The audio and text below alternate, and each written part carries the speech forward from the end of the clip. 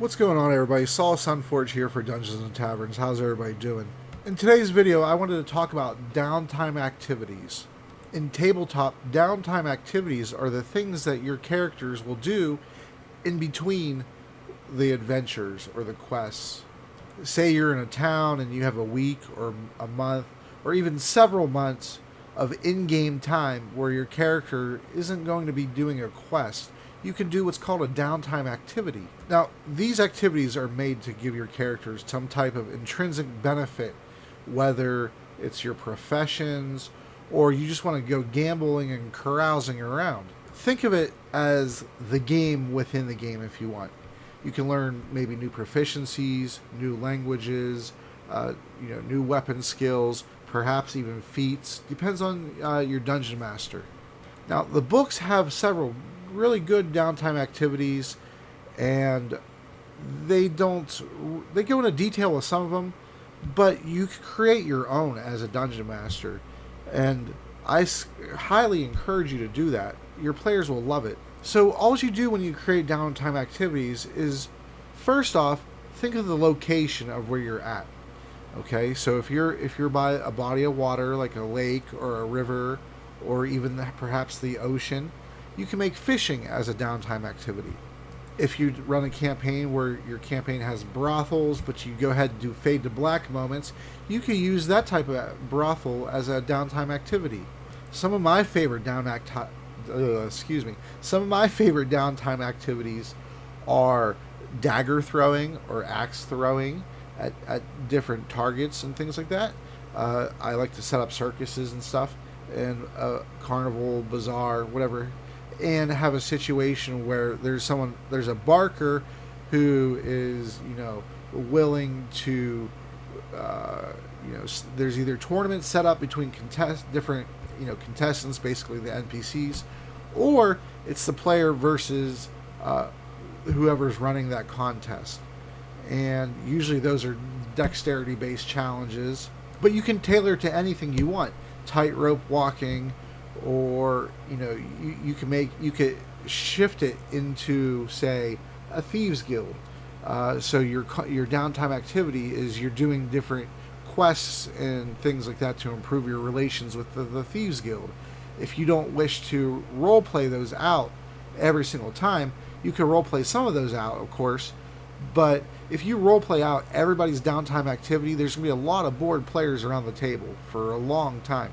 And so basically, they tell you what they want to do, or you offer them the downtime activities that are located in this region or in this city. You base the amount of downtime activities available on the size of the population of the city. Obviously, the more dense, the more populated, the more things there are to do, the more opportunities there are. You can also do quests and things like that on a job board as downtime activities. Say a caravan needs a guard, or something like that, and you give the base pay and things like that. And the approximate time for travel, you're going to be there and back, say, in 5 days. Well, then, as the dungeon master, feel free to come up with complications, or perhaps even improve successes, like a critical success, that they get additional pay, or they travel a bit faster, or things like that. And then a complication, maybe they're waylaid, and then you have a random encounter, or perhaps a cart breaks, or you can even give their vehicle or mode of travel hit points, like a horse or a cart, a wagon, a buggy, a stagecoach, whatever you like, and they have to protect that. And then so there's like a series of maybe 2 or 3 random encounters, and they have to make sure that that item gets there intact.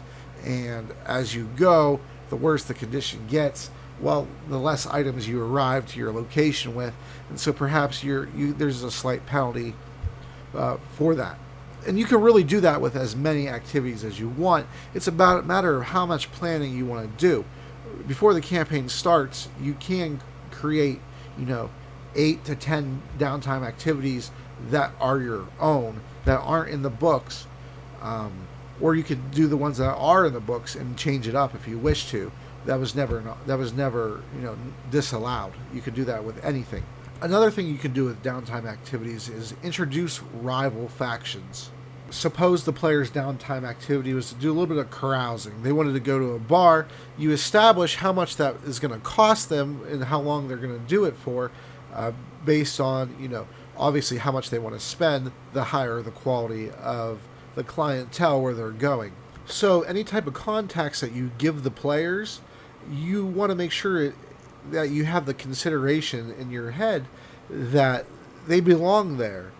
You don't want to have a beggar located in the wealthiest of drinking establishments in the town, or maybe you do, but that's something that you're going to need to explain, and you're going to have to further flesh that out as to what the beggar would be doing, or that person who's out of place in that location. And that could be a little side seed itself. And that's really how I do it. I just keep going and going and going, and each idea branches off of that one original thought. And so that one original seed could lead to hundreds of quests if you wished it to. It just depends on how far down the rabbit hole you're willing to chase it. So if you introduce rivals to your party this way, then make sure that your party encounters these rivals throughout the actual campaign, not just the downtime. Or it could be just a rival for just the downtime, and that could be okay too. But if you're going through the trouble to create these, you want to go ahead and utilize them to their fullest potential. I create a whole hell of a lot, but I'm also into reusing things. It just cuts down on your prep time. You see video games do this all the time, especially Fallout or Skyrim. A lot of Bethesda stuff where they have radiant quests. It's pretty much the same quest. They just change who it's for, they change the location, and they may change how many items you need, or perhaps the type of item that you're getting. But you can create these dynamically using the downtime activities if you so wish to do it. It's just a matter of how much you want to flesh it out.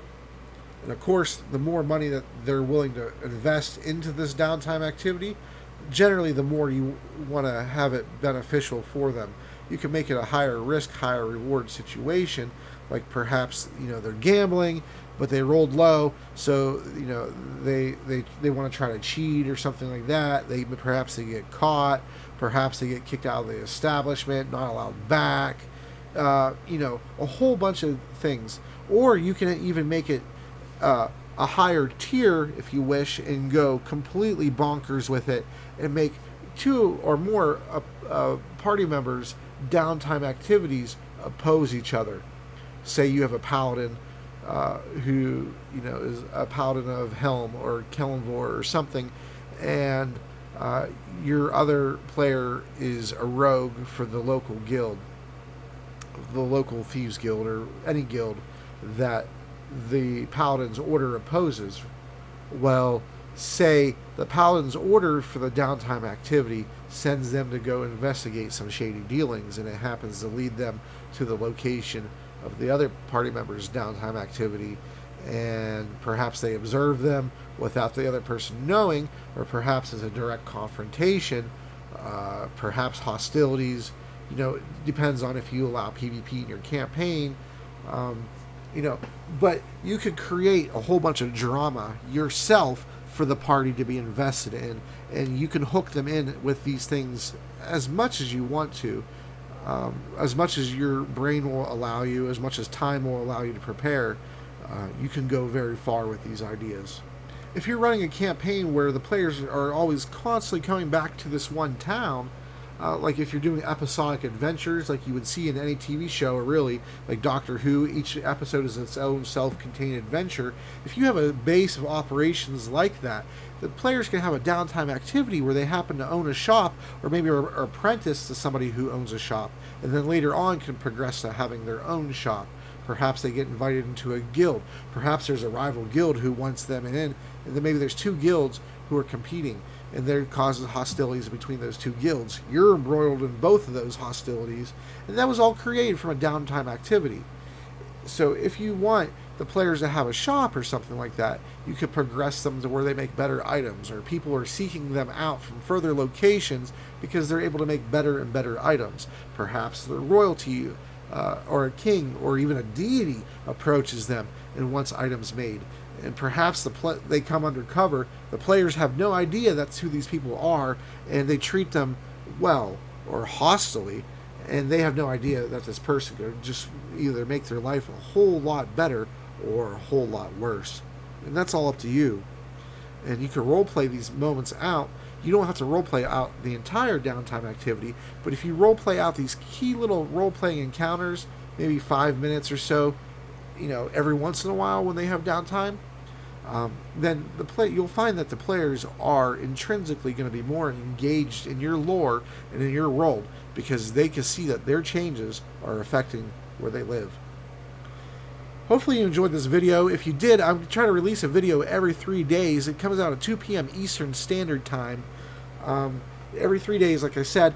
If I have a bonus video, it will come out at 8 p.m. Eastern Standard Time. And then I also release content that has nothing to do with tabletop, but it may have to do with gaming, or it could have something to do with me personally if you're interested. If you're not, feel free to bypass those videos, but those videos are never going to be on the schedule, and they're just bonuses for you if you wish to consume extra material. If not, no problem, but go ahead and subscribe and let your friends know about my channel. We're trying to grow over here, and I want to do that, and I can't without your help. So thank you so much. Have yourselves a great day. I salute you all. Let me know about your creations that you make for your downtime activities in the comment section down below. Have yourselves a great day. I'm Saul Sunforge, and I'll see you very soon.